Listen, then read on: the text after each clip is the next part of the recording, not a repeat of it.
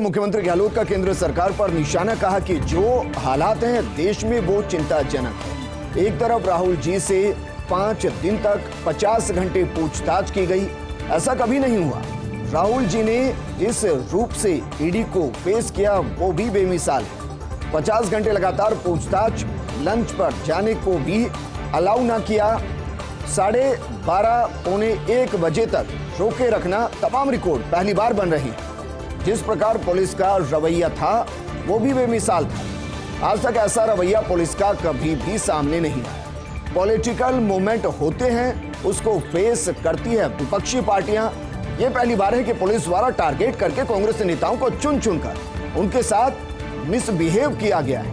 कई जगह पिटाई भी हो गई, ले जाया गया उनको थानों के अंदर, रात को 12-1 बजे छोड़ा गया।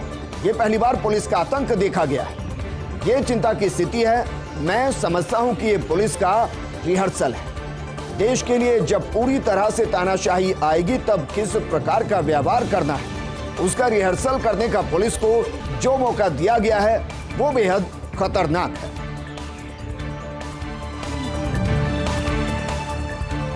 तो मुख्यमंत्री अशोक गहलोत का केंद्र सरकार पर जमकर निशाना देखा गया। देश किस दिशा में जा रहा किसी को भी इसका एहसास नहीं है। देश किस दिशा में जाएगा ये भी कोई नहीं जानता है। इस रूप में आज ये पूरा मुल्क चल रहा है, जो बेहद चिंताजनक स्थिति है और इसको लेकर हमें समझना पड़ेगा और इसका मुकाबला करें। जब तक जनता साथ नहीं देगी तब तक राजनीतिक पार्टियां अकेली कुछ भी नहीं कर सकती। वो आपने देख लिया अभी अग्निपथ को लेकर।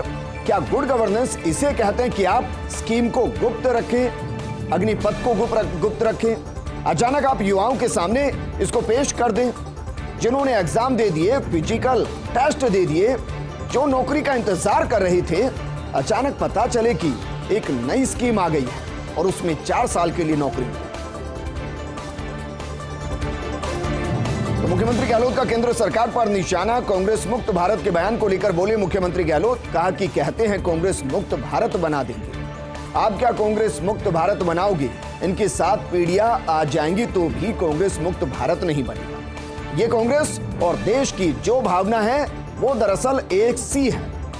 ठीक है, सत्ता में आए नहीं आए तो अलग बात है, इसके कई कारण होते हैं। जो आप देख रहे हो धर्म के नाम पर जो हालात बन गए देश के अंदर, तो वो एक भावना आ गई, कब तक रहेगी वो? महंगाई देश में भयंकर है, बेरोजगारी भयंकर है, हाहाकार मचा हुआ है देश के अंदर, आर्थिक स्थिति देश की गर्त में जा चुकी है। पता नहीं किस दिशा में हम लोग जाएंगे, आने वाले वक्त में क्या फ्यूचर है देश के नौजवानों का ये भी किसी को नहीं पता। जनता को सच का साथ देना चाहिए और सच के साथ खड़ा होना चाहिए। सत्य कांग्रेस के साथ में है क्योंकि कांग्रेस की प्रोग्राम, पॉलिसी और प्रिंसिपल इस संविधान के साथ मिले हुए हैं। सवाई माधोपुर जिले ने लगाई लंबी छलांग। सवाई माधोपुर कलेक्टर सुरेश ओला के प्रयास रंग लाए। इस काम की मुख्य सचिव उषा शर्मा ने भी जमकर तारीफ की। जब उन्होंने पदभार ग्रहण किया था तब 30वां संपर्क पोर्टल पर दर्ज था प्रकरणों में शिकायतों को लेकर, और शिकायत निवारण में 30वां स्थान सवाई माधोपुर का था। फरवरी माह में 10वें, मार्च में 6ठे स्थान पर रहा और अप्रैल में 4थे स्थान पर और मई में 2रे स्थान पर आ गया है। पोर्टल पर लंबी समय अवधि से लंबित परिवेदनाएं, विभिन्न विभागों के स्तर पर ये प्रकरण लंबित थे। जिला एवं उपखंड स्तरीय अधिकारियों की नियमित बैठकों के बाद सामूहिक एवं मासिक बैठकों द्वारा परिवादों की समीक्षा की गई। लगातार ग्राम पंचायत स्तर पर समाधान शिविर लगाए गए, परिवादियों की नियमित सुनवाई की गई, लंबित परिवेदनाओं का निस्तारण भी किया गया।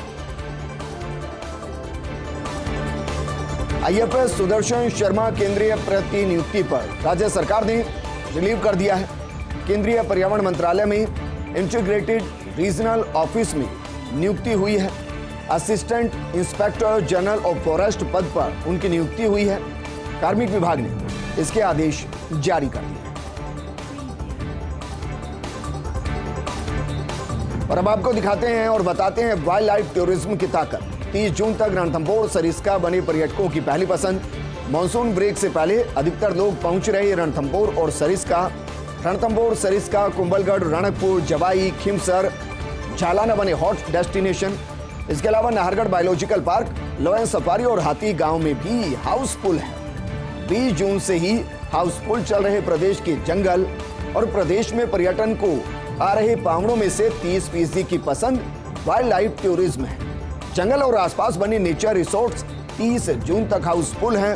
सफारी में एक सीट के लिए रणथंभौर में जबरदस्त मारामारी चल रही है। रणथंभौर और सरिस्का में 3 महीने का रहता है मानसून ब्रेक। 1 जुलाई से 30 सितंबर तक बंद रहते हैं दोनों रिजर्व की कोर्स। आगे बढ़ते हैं। प्लास्टिक वेस्ट से चलेंगी सीमेंट फैक्ट्री, सड़कें भी इनसे बनेंगी। प्रदेश बनेगा प्लास्टिक रिकलेक्शन और रीयूज में मॉडल राज्य। मंत्री भजनलाल जाटव के निर्देश पर योजना का कार्य में तेजी लाई गई है।